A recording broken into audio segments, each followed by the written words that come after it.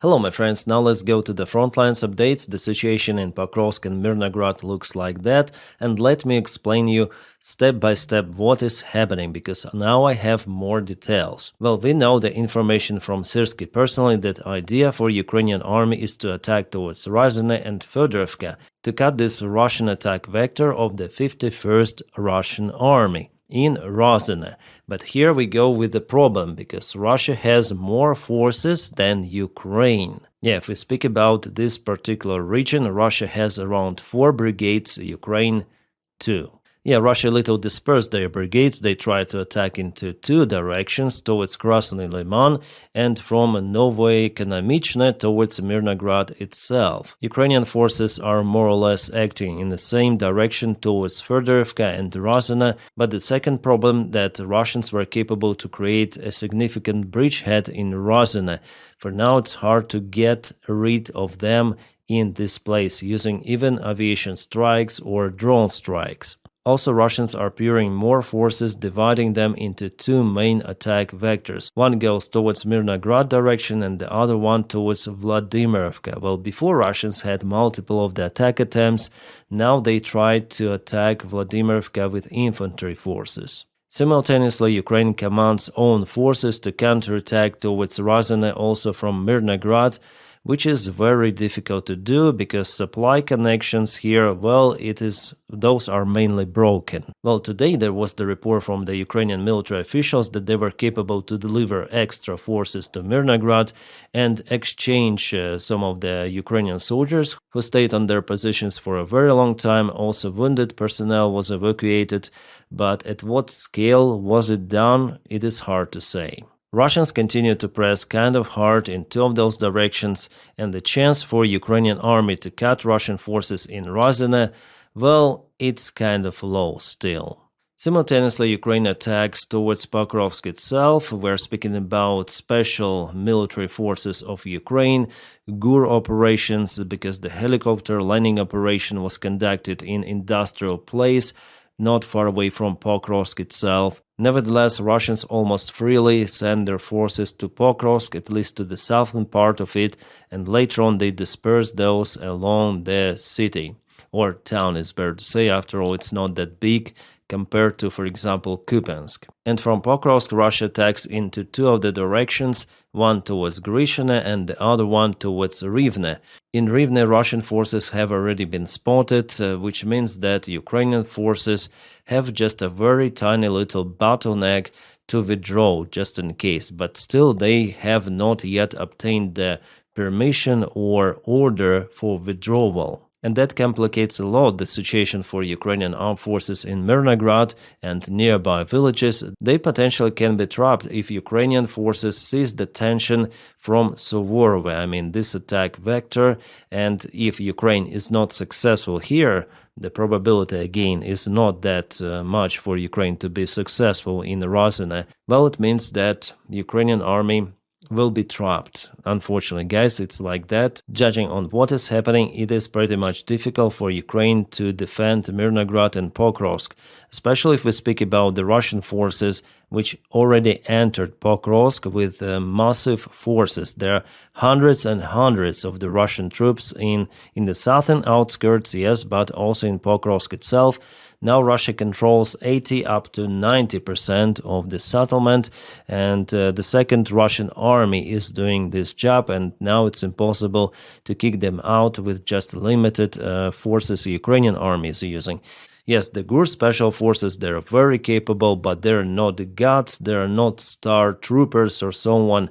No, they're also limited, and against the Russian enormous forces which are already in Pokrovsk, well, I think that those counterattack actions will not bring any sort of the profit, which means that the only hope for Ukrainian army is to counterattack towards Ryazan. But again, as I told you, Ukraine has 2 times less forces compared to Russia, just 2 of the brigades versus 4, and according to the standard book, Ukraine should have 12 of the brigades deployed there to conquer Russian advancement. So for me, the success of this operation also looks kind of unrealistic, let's be honest, which means that Ukraine has the only variant is to start the withdrawal of the forces with the active battle. That will, of course, bring some of the losses, maybe even big losses, but it's still better than to be trapped in Mirnograd completely. For now, Syrskyi and Ukrainian command still waits. They think that they could be successful in Suvorove, going to Razane, cutting this Russian attack vector, but at the same time, Russia is advancing every freaking day, especially from Pokrovsk. Let's go to the timeline. It was yesterday and it is today. You see Rivne already partially under occupation. Well, at least Russian sabotage groups were spotted in Rivne, and this bottleneck available is almost not available. There are just two of the crossroads which could be used for evacuation, and they are very, very close to the enemy control areas, or almost under enemy control areas, and obviously Russia uses lots of the drones. That makes any sort of the movements almost not possible. Again, I'm not sure about the success of today's operation of Ukrainian army, as it was reported the successful rotation of the forces in Mirnograd. Well, how was it done? Again, how many forces were exchanged? Because all of them, yeah, it's impossible to exchange already. It's only possible to withdraw with losses, unfortunately, guys. And about Russia, how they send their troops to Pokrovsk, well, let me show you some of the video. So you can see the transport. This is probably a motorcycle, but anyways, Russians were spotted over here in Pokrovsk already, riding motorcycle, not being hit by any sort of the drone, so which means they freely may send their forces to the southern part of Pokrovsk and later on operate within this settlement. So for now, basically they may send any sort of the number of the forces, thousands of the troops, quite easily, so their supply lines are not being controlled by Ukraine any longer, and that makes the liberation of Pokrovsk impossible, and even the part of the town it's very difficult to defend. And here's one more proof that Russians are freely advancing towards Pokrovsk. Lots of the infantry on motorcycles. You may see the weather, it's kind of foggy out there. Let's watch this video.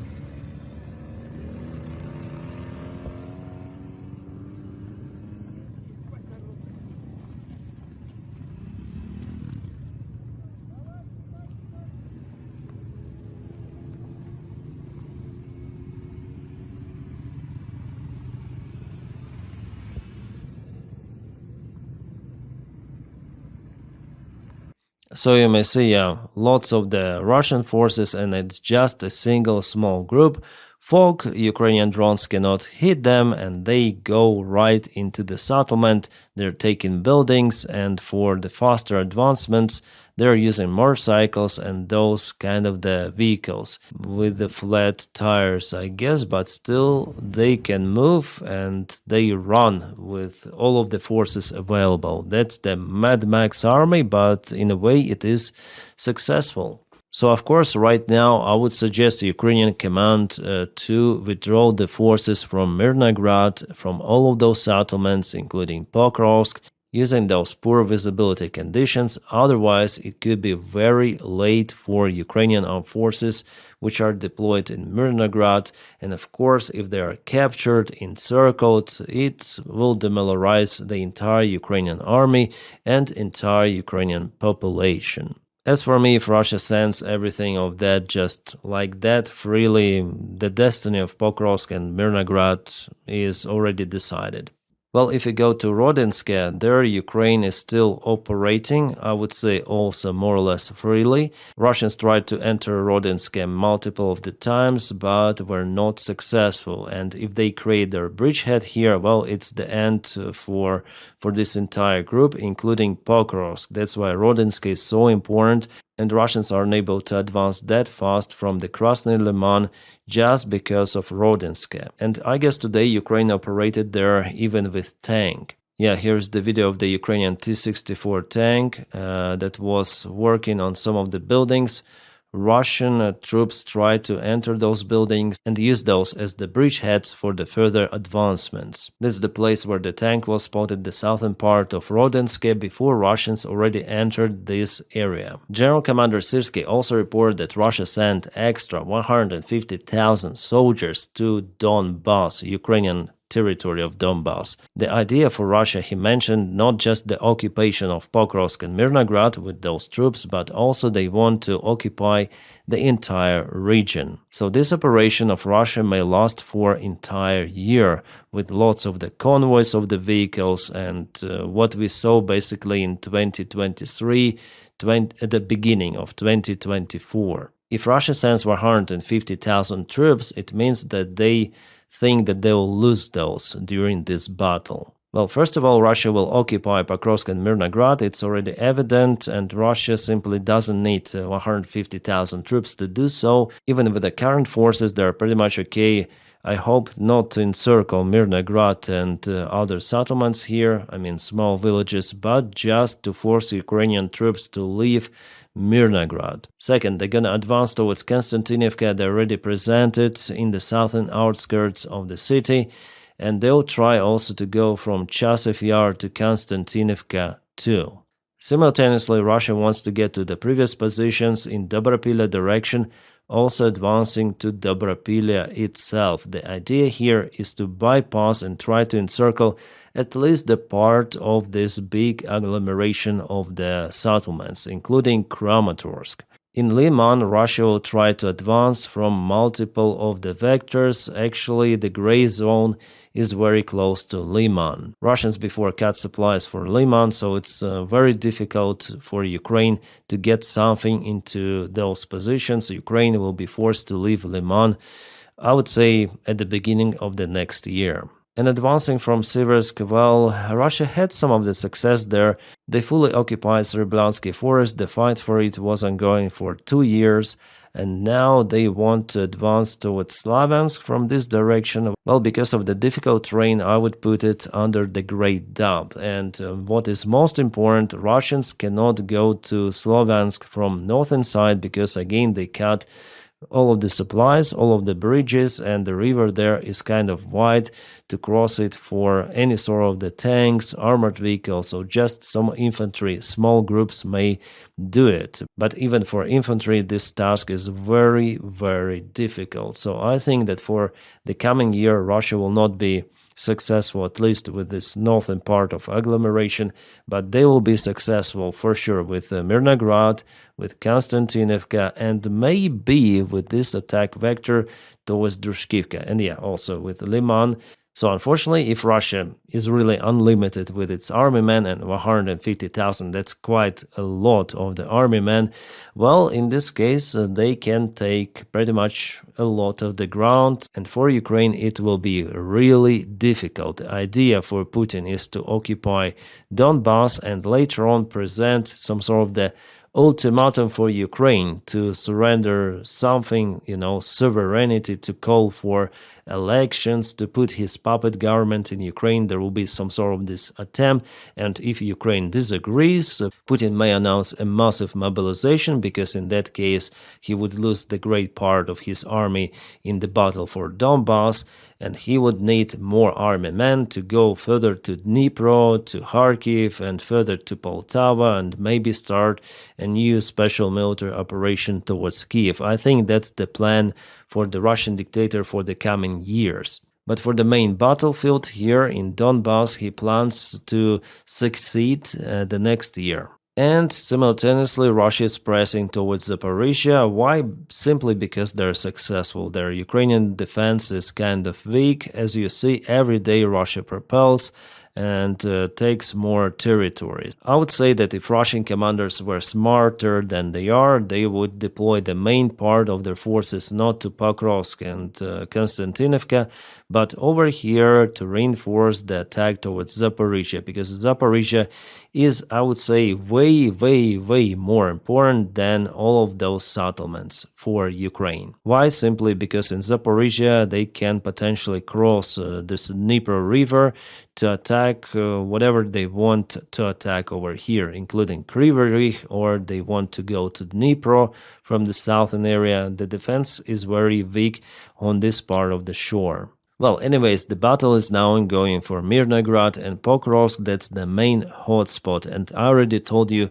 more details about that situation, which I discovered while analyzing the front lines. Also, Russia moved a little in the Kharkiv direction towards Odradne. Well, here is no update, but actually it already happened. Judging on other sources presenting the information, Odradne turned into the Russian-controlled territory. Well, here terrain is way more difficult compared to Donetsk Oblast. Nevertheless, idea for Russian side is to attack Ukraine also from multiple directions here, to advance little by little, and also there is the fight ongoing in Kupiansk. About Kupiansk, Deep State shares the information about Ukrainian drone operation in the area, so Russian forces, they struggle there, but still it is not possible to get rid of the enemy troops just with the help of the drones, so the situation is still very difficult for Ukraine. Well, guys, for now we have those kind of the news from the front line, and I hope that tomorrow I'm gonna see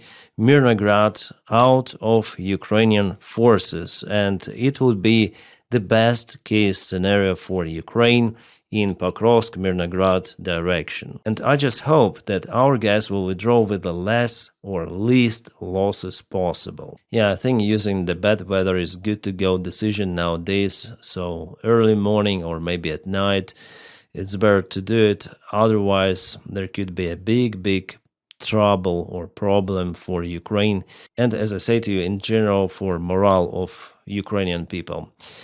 Well, guys, thanks for your support on Patreon and on membership of the channel. The Patreon link you may find in the video description just below. As for membership, you may just press join, and that is how you support the job that I do here every day. And today I filmed 3 of the videos. Without your support, it wouldn't be possible.